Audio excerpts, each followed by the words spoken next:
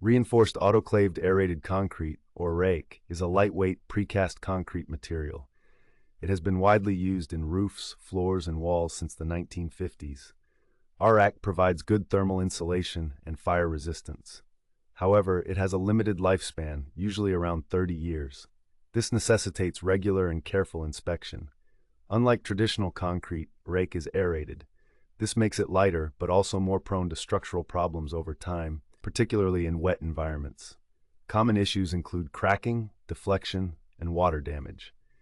Regular inspections are therefore essential for the early identification and resolution of problems.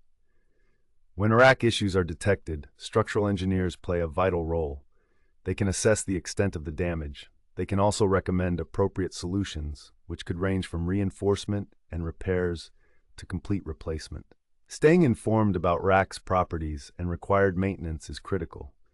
Consistent checks and seeking professional advice are vital steps in ensuring the safety and extending the lifespan of buildings constructed using this material.